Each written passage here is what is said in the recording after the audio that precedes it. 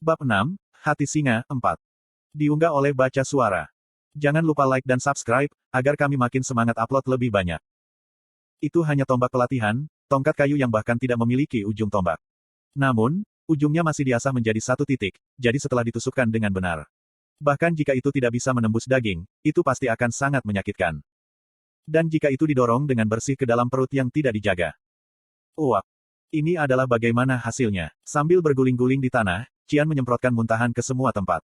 Ciel yang tercengang menjerit dan berlari ke Qian, sementara Nina hanya menutup mulutnya karena kaget. Aku menang, kata Yujin dengan nada bosan sambil menurunkan tombaknya. Seandainya itu tombak yang sebenarnya, Qian pasti sudah mati karena serangan tadi. Tentu saja, ini bukan tombak sungguhan, tetapi meskipun demikian, karena Qian telah terkena di titik vital dan dikirim berguling-guling di tanah, itu jelas merupakan kemenangan Yujin. Nina, cari seseorang untuk menyeret bajingan ini pergi. Ye ya. Bahkan saat air mata dan ingus mengalir di wajahnya, Qian tidak bisa berhenti muntah. Ciel mendekatinya karena khawatir, tetapi tidak bisa lebih dekat dengan kakaknya setelah melihat penampilannya yang menjijikkan. Jadi sebagai gantinya, dia berbalik dan mengangkat kepalanya untuk menatap Yujin. Pengecut. Ciel menuduh Yujin. Siapa yang pengecut? Sejak sapu tangan dilempar, duel sudah dimulai, kata Gen. Itu, Anda benar, tapi, meski begitu, itu masih merupakan tindakan pengecut. Petik 2. Apakah semuanya tampak seperti taman bunga yang indah dan damai jika dilihat melalui kepalamu itu? Karena duel sudah dimulai, tidak ada yang pengecut tentang apa yang saya lakukan. Dan bukankah saudaramu yang bodoh berakhir seperti ini karena dia hanya berdiri di sekitar mencoba terlihat keren setelah dia melemparkan sapu tangan? Ciel terpana oleh bantahan sengit ini. Sebagian karena dia tidak tahu harus berkata apa, tetapi dia juga bingung dengan apa yang dia katakan dan berpikir dia mungkin membandingkannya dengan taman bunga yang indah dan damai. Apakah kamu baru saja memanggilku cantik? Ciel bertanya. Apakah panasnya sampai ke kepalanya? Yujin bergumam pada dirinya sendiri. Bagaimanapun, itu jelas merupakan tindakan pengecut. Kamu tidak bertarung dengan terhormat dalam duel ini, Ciel mengingat kemarahannya. Hah? Itu pasti karena kalian kembar, tapi kalian benar-benar mirip satu sama lain dalam cara yang luar biasa kalian memutar logika untuk menguntungkan diri kalian sendiri, ejek Yujin. Aku tidak mirip dengan kakakku. Benarkah? Tapi kupikir otakmu mirip. Jadi menurutmu duel yang terhormat itu seperti apa? Lempar sapu tangan, hitung sampai 3, lalu kita bertarung. Mengunyah bibir bawahnya, Ciel melirik Qian saat dia mencoba memikirkan jawaban. Setelah berhasil menutupi tubuhnya sendiri dengan muntahannya sambil berguling-guling di tanah, Qian sibuk terisak. Sementara dia merasa kasihan dengan penampilan kakaknya yang menyedihkan, hal-hal kotor masih kotor, jadi dia menolak untuk lebih dekat dengannya. Kau bisa sedikit meringankan pukulanmu, gumam Ciel. Maaf, tapi itu sudah menjadi pukulan ringan yang bisa kulakukan, jawab Yujin. Apakah kamu benar-benar tidak melatih manamu? Ciel tiba-tiba bertanya dengan mata bersinar. Yujin, yang mulai membersihkan karung pasir yang berserakan di lantai, melirik kembali ke Ciel dengan ekspresi kesal di wajahnya. Kenapa kamu belum pergi? Aku bertanya padamu apakah kamu benar-benar belum melatih manamu? Dan aku sudah memberitahumu bahwa aku belum. Pembohong, bagaimana Anda bisa bergerak sambil membawa beban yang begitu berat jika Anda belum melatih mana Anda? Dan kemudian ada serangan Anda. Bahkan jika kakakku lengah, itu masih sangat cepat sehingga dia tidak bisa bereaksi dengan baik. Saat dia mengatakan semua ini, matanya yang bersinar dengan rasa ingin tahu menyipit karena curiga. Mendengar kata-kata ini, Yujin membeku saat masih di tengah memilah karung pasir. Kamu benar-benar bisa melihatnya. Hanya sedikit. Meski begitu, sepertinya matamu bukan hanya untuk hiasan. Kamu benar-benar memiliki mulut yang jahat padamu. Ini jauh dari pertama kali saya mendengar itu. Semua orang, kecuali Vermont, pernah mengatakan sesuatu yang mirip dengannya di satu titik atau lainnya. Sementara Yujin menumpuk karung pasir di satu lokasi, Ciel menatap punggung Yujin dengan linglung. Meskipun dia tidak bisa melihat dengan jelas pergerakan ototnya, yang disembunyikan oleh pakaiannya, sepertinya dia tidak menggunakan mana, hanya upaya fisik.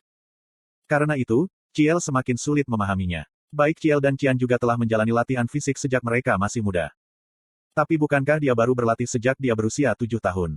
Ciel berpikir dalam-dalam ketika dia mengingat apa yang dikatakan Yujin sebelumnya. Sementara itu, Yujin berpikir, dia cukup kuat untuk anak berusia 13 tahun. Dia telah merasakan beberapa perlawanan dari ujung tombaknya pada saat tumbukan. Ini adalah bukti bahwa tubuh Qian telah dilatih sampai batas yang tidak dapat dipercaya untuk usianya. Selain itu, mengingat kekuatan yang digunakan Qian untuk terbang mundur, mananya telah dilatih sejauh mana secara naluriah mampu merespons selama krisis dengan mengarahkan sebagian kekuatan menjauh dari pukulan.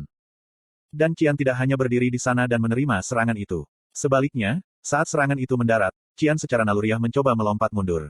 Ini berarti bahwa dia, seorang anak yang tidak memiliki pengalaman bertarung praktis, secara naluriah merespons untuk menghindari bahaya yang akan segera terjadi. Itu bagus untuk seorang anak, tetapi sebagai keturunan Vermont, itu masih sampah, kritik Eugene dengan keras. Tentu saja, Eugene tidak tahu seberapa kuat Vermont ketika dia berusia 13 tahun. Hamel dan Vermont sudah berusia 20-an ketika keduanya bertemu untuk pertama kalinya. Tetap saja, dia setidaknya bisa membuat tebakan kasar. Qian Leonhardt, seorang anak nakal yang telah menerima ajaran keluarga utama sepanjang masa kecilnya, memiliki banyak kekurangan sehingga sulit untuk percaya bahwa dia benar-benar keturunan Vermont. Tetap saja, ada beberapa potensi. Ini pasti karena standar yang ditetapkan oleh darah Vermont. Jika Anda melihat seperti apa dia di masa depan, Qian masih menunjukkan potensi yang cukup bagus. Dan Ciel juga, meskipun mereka tidak saling berhadapan secara pribadi, dia tampaknya memiliki mata yang cukup tajam. Kamu berani. Untuk saya, Qian akhirnya cukup pulih untuk berbicara.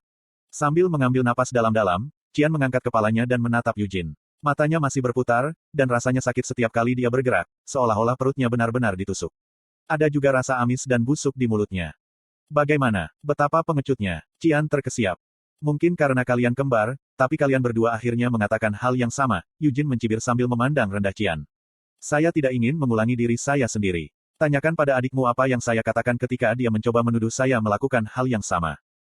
Ini, bajingan. Atau kamu bisa mencoba menelusuri kembali ingatanmu. Anda mungkin telah menyemprotkan muntahan kemana-mana saat Anda berguling-guling di tanah, tetapi telinga Anda seharusnya masih berfungsi, kan? Petik 2. Qian tidak bisa mengatakan apa-apa sebagai balasannya. Eugene benar. Meskipun dia sangat kesakitan dan hampir kehilangan akal karena mual, Qian telah mendengar kata-kata Eugene. Namun, bahkan jika dia harus mengakui bahwa itu bukanlah tindakan pengecut dari pihak Eugene, Qian yang berusia 13 tahun benar-benar menolak untuk menerima kekalahannya. Di depan saudara perempuannya dan semua pelayan, telah dipaksa ke dalam keadaan yang begitu buruk.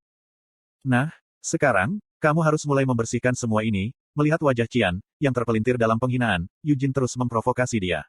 Kaulah yang muntah di mana-mana. Jadi jika Anda berjanji untuk membersihkan kekacauan ini, saya juga akan pergi dan membersihkan kereta. Maka semuanya bagus dan adil, kan? Petik 2. Kamu berani. Juga, karena kamu telah kalah dalam duel, hal yang terhormat dan sopan yang harus dilakukan adalah mengakui kekalahanmu dengan rendah hati mengakui, aku telah kalah.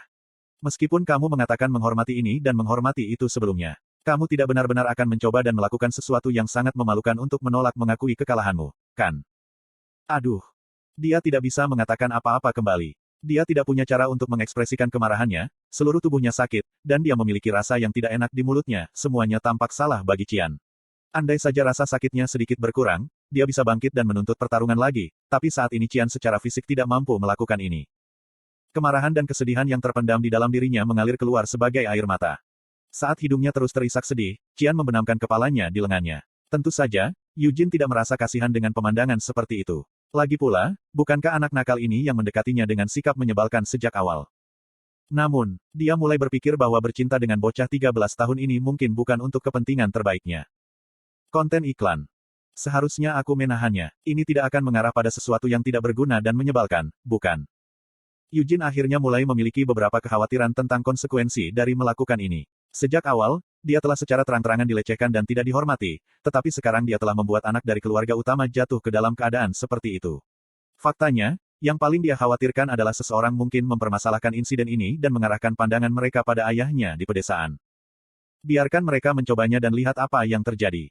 Sementara Eugene memikirkan ini dan itu, Qian mati-matian berusaha menahan air matanya. Meskipun dia tidak ingin terlihat lebih buruk dari sebelumnya, dia masih tidak mau mengaku kalah. Dia memiliki sifat keras kepala kekanak-kanakan. Tuan muda. Teriakan itu datang dari jauh, tetapi pembicara dengan cepat menutup jarak. Pria yang tiba di gimnasium itu memiliki tinggi tegap dan mengenakan seragam. Dari jauh di belakangnya, Nina terlihat mengejarnya, terengah-engah dan mengangkat roknya dengan kedua tangan. Ini, apa-apaan ini? Dari fakta bahwa dia tidak memiliki hati singa di dadanya hingga bagaimana dia menyebut Qian sebagai tuan muda, secara keseluruhan, pria itu harus menjadi seorang ksatria yang melayani keluarga utama. Wow, pikir Eugene, matanya menyala saat dia mengamati gerakan pria itu. Sementara Eugene tidak tahu berapa usia pria itu, dia tampak jauh lebih terampil daripada Gordon, ksatria yang ditugaskan untuk mengawalnya ke sini. Hazard, Qian menangis saat dia memanggil nama pria itu. Aku tersesat. Aku menantang bajingan itu, untuk berduel, tapi aku kalah. Qian menjelaskan di antara isak tangisnya. Duel. Hazard menatap Eugene dengan ekspresi kaku. Kemudian dia menurunkan tubuhnya dan mengambil Qian, menutupi tangan dan seragamnya dengan muntahan Qian. Ciel tampak muak dengan pemandangan ini dan mundur beberapa langkah. Maafkan aku karena perkenalanku yang terlambat. Nama saya Hazard, dan saya bertanggung jawab untuk mengajar Tuan Muda Qian. Menggeser Qian ke posisi yang lebih aman, Hazard menundukkan kepalanya dengan anggukan. Aku mendengar sebagian dari cerita itu dari pelayan, tapi aku sangat terburu-buru untuk sampai ke sini sehingga aku tidak mendengarkan sampai akhir. Jadi, apa yang sebenarnya terjadi di sini? Saya Eugene Leonhardt, dari Provinsi Gidol. Eugene memperkenalkan dirinya tanpa menundukkan kepalanya. Gidol, katamu. Saya percaya disitulah letak harta Lord Gerhard. Ya, dia ayahku. Untuk situasi ini, ya. Qian berkelahi denganku. Aku mencoba untuk tidak berdebat dengannya, tapi... Eugene terus berbicara sambil menatap langsung ke wajah Qian. Qian menghina ayahku. Kapan aku melakukan itu? Qian memprotes. Eugene dengan tenang menjelaskan, dia mengatakan bahwa ayahku telah gagal mengajariku apa artinya kehormatan, dan dia menyebutku pengecut di hadapanku. Mendengar kata-kata ini, wajah Qian menjadi merah. Dia juga mengatakan bahwa tubuhku berbau seperti kotoran sapi, tambah Eugene. Itu kebenaran. Tubuhmu benar-benar berbau seperti kotoran sapi. Dan mulutmu bau muntah, jadi kenapa tidak tutup saja? Eugene menajamkan matanya dan memelototi Qian. Qian tanpa sadar gemetar melihat tatapan tajamnya. Tempat di mana Eugene telah memukulnya karena kerusakan kritis, solar plexusnya, masih berdenyut kesakitan. Jadi itu sebabnya kalian berdua berduel? Tanya Hazard. Qian tidak hanya menghina saya, dia menghina ayahku. Tuan Hazard, apakah ada alasan mengapa saya tidak seharusnya menerima duel itu? Agen mengajukan pertanyaan sebagai balasannya. Sir Hazard merasakan ketidaksesuaian yang kuat dengan pertanyaan ini. Di depannya berdiri seorang anak laki-laki yang seumuran dengan Qian dan Ciel, tetapi Eugene tidak membiarkan emosinya mewarnai kata-katanya, karena nada suaranya benar-benar tenang. Hazard, yang telah mengalami bertahun-tahun rengekan si kembar, tidak tahu apakah anak laki-laki di depannya yang abnormal atau apakah si kembar yang abnormal. Kamu punya alasan yang bagus untuk itu, tapi, sepertinya kamu terlalu keras kepala, tegur Hazard pada Eugene. Bukankah merupakan penghinaan bagi lawan untuk menunjukkan belas kasihan selama duel? Eugene membela dirinya sendiri. Petik 2. Tuan Hazard, jika keterampilan saya kikuk, maka saya akan berterima kasih atas saran Anda, tetapi saya tidak ingin mendengar saran tentang bagaimana saya harus menggunakan sentuhan yang lebih ringan pada musuh saya. Saya minta maaf atas ucapan saya yang lancang. Hazard menundukkan kepalanya sekali lagi. Qian yang masih digendong Hazard berteriak dengan wajah cemberut, Hazard. Bajingan ini, dia melatih mananya. Meskipun dia adalah keturunan agunan. Dia melatih mananya tanpa pernah menghadiri upacara kelanjutan garis darah. Bukankah aku sudah menyuruhmu untuk tutup mulut?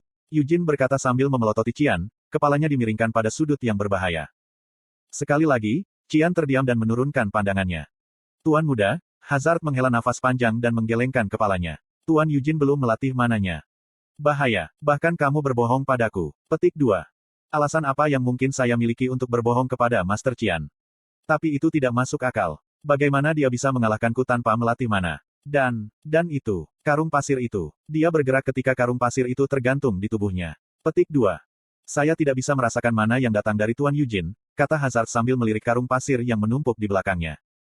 Hanya dari pandangan sekilas, mereka pasti tampak berat. Jadi Eugene bisa bergerak dengan semua itu tergantung dari tubuhnya. Hazard merasa sulit membayangkan pemandangan seperti itu. Namun, tidak peduli berapa kali Hazard memeriksanya, Eugene tidak mengeluarkan jejak mana. Bohong, itu pasti bohong, gumam Qian.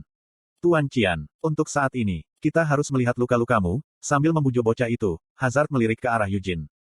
Aku menikamnya di ulu hati dengan tombak, jelas Eugene membantu.